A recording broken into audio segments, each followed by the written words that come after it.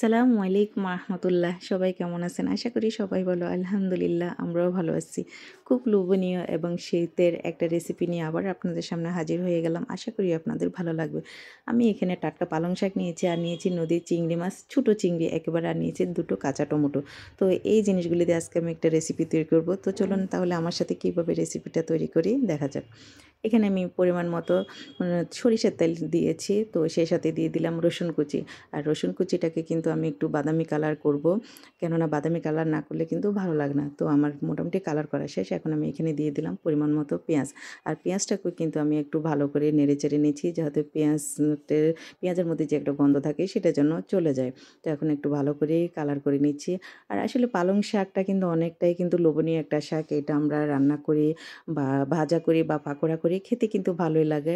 আর আমার কাছে বিশেষ করে শাক জিনিসটা যদি আমি চিংড়ি মাছ দিয়ে রান্না করি তো অন্যরকম একটা টেস্টি মনে হয় আমার কাছে, যেটা আমি সবসময় করে থাকি। শাক যদি রান্না করি তো আমি কী করি, চিংড়ি মাছ দিয়ে কিন্তু সেটা রান্না করতে চেষ্টা করি, ভালো লাগে আর কি। তো এরপর যে আমি এখানে দিয়ে দেবো লবণ। লবণ দিয়ে কিন্তু আমি আবার একটু ভালো করে নেড়ে চেড়ে দিচ্ছি, আর যাতে পেঁয়াজটা একটু নরম হয়ে যায় সেক্ষেত্রে আগেই লবণটা দিয়ে দিলাম। তো আপনারা পরও দিতে পারেন, এটা আসলে কোনো ব্যাপার না। এই পর্যায়ে আমি এখন এদের চিংড়ি মাছটা দিয়ে দিচ্ছি। আর এই মাছটা কিন্তু আসলে বড়া করে খাওয়া যায়, আবার বিভিন্নভাবে কিন্তু এই মাছটা খাওয়া যায়, খুবই ভালো লাগে। আর এটা কিন্তু বিশেষ করে চট্টগ্রাম এলাকায় কিন্তু এটা বেশি পাওয়া যায়, ঢাকা কিন্তু খুবই কম। আর শীতের সময় কিন্তু এই মাছটা একটু বেশি দেখা যায় আর কি। তো এই পর্যায়ে আমি এখন দিয়ে দিচ্ছি এখানে ২-৩ টা কাঁচামরিচ। আর কাঁচামরিচগুলো কিন্তু আমি একটু কেটে দিয়েছি, আর দিয়ে দিলাম এখানে আমি জিরা ধনিয়া অল্প করে একটু জিরা ধনিয়া গুঁড়া।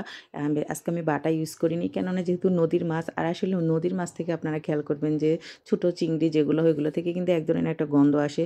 তো আমরা এই ক্ষেত্রে এইজন্য আমি এখানে একটু মশলার গুঁড়ি ইউজ করলাম, যাতে গন্ধটা চলে যায়। তাই এখন দিয়ে দিচ্ছি হলুদের গুঁড়া আর মরিচের গুঁড়া। আর এগুলো দিয়ে কিন্তু আমি মাছটাকে কিন্তু খুব ভালো করে কষাতে হবে। আর এমনভাবে এটাকে কষাতে হবে যাতে এটার মধ্যে যে গন্ধটা থাকে সেটা একেবারেই চলে যায়। তো আমি অফ ক্যামেরায় কিন্তু অল্প একটু পানি দিয়েছি। পানি দিয়ে কিন্তু আমি এটাকে আরও ভালো করে কষে নেব। আর এখন এই জন্য কষাচ্ছি যে পরবর্তীতে আসলে শাক দিলে কিন্তু কষালে ভালো লাগবে না। আগেই কিন্তু মাছটাকে কিন্তু আমাদের খুব ভালো করে কষিয়ে নিতে হবে। তো আমার মোটামুটি কিন্তু অনেকটাই কষানো শেষ। আমি আবার একটু কিন্তু ভালো করে নেড়েচেড়ে দিচ্ছি। আর এ পর্যায়ে আমি এখন দিয়ে দিলাম শাক। টাটকা পালং শাকটাই দিয়ে দিচ্ছি। তো এভাবে কিন্তু আমি সবগুলো শাক দিয়ে দেবো। আর এখানে আমি ১টা ২টা লাল শাক ছিল সেটাও আমি সাথে দিয়ে দিলাম। আসলে শাকই তো বিভিন্ন ধরনের শাক কিন্তু একসাথে খেতে অনেকটাই ভালো লাগে। আর আমি হয়তো অনেক সময় কী করি ২-৩ রকমের শাক একসাথে রান্না করে খাই। আমার কাছে কিন্তু এটা ভালো লাগে। তো এখন শাকটাকে কিন্তু আমি খুব ভালো করে নেড়েচেড়ে দিচ্ছি। আর এই পর্যায়ে আমি এখানে আর কোনো ঢাকনা ইউজ করব না। ঢাকনা ইউজ করলে শাকের যে সুন্দর একটা কালার থাকে সেটা কিন্তু একদম থাকে না, একেবারে নষ্ট হয়ে যায়। তো আমার নাড়াচাড়া শেষ। এই তো শাক থেকে কিন্তু অনেকটাই পানি বের হয়ে গেছে। আসলে শাকের মধ্যে কিন্তু কখনোই পানি দেওয়া লাগে না।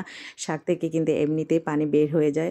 তো মাশাআল্লাহ কালারটা কিন্তু অনেকটাই সুন্দর আসছে, আর খুবই লোভনীয় লাগতেছে দেখতে। তো এই পর্যায়ে আমি আপনারা যে কাঁচা টমেটো দিলেন দেখেছিলেন, তো আমি কাঁচা টমেটোটা দিয়ে দিচ্ছি। বেশি টমেটো দেব না, যেহেতু আমি কাটার সময় আমি একটু মুখে দিয়ে দেখলাম যেগুলো এতটাই চুকা যে শাকটা আবার বেশি চুকা হয়ে যাবে, ভালো লাগবে না। সেজন্য আমি ২-৩ পিস ইউজ করলাম। তো আপনারা দেওয়ার সময় কিন্তু খেয়াল রাখবেন, যদি টমেটোটা বেশি মানে চুকা থাকে তাহলে কিন্তু অল্প দিতে চেষ্টা করবেন। আর এটার টমেটোটা দেওয়ার পর এটার ফ্লেভার এবং টেস্টটা এতটাই বেড়ে যায়, আপনারা যদি এভাবে রেসিপিটা না তৈরি করেন তাহলে আসলে বুঝবেন না। তো আমার রেসিপিটা কমপ্লিট, আমি সার্ভ করে দেখলাম। আজকের মতো এখানেই বিদায় নিচ্ছি। সবাই ভালো থাকবেন, সুস্থ থাকবেন। আল্লাহ হাফেজ। পরবর্তীতে নতুন কোনো ভিডিও নিয়ে আবার আপনাদের সামনে হাজির হয়ে যাব। Tata, bye bye. আজকের মতো এখানেই বিদায় নিলাম। ভালো থাকবেন।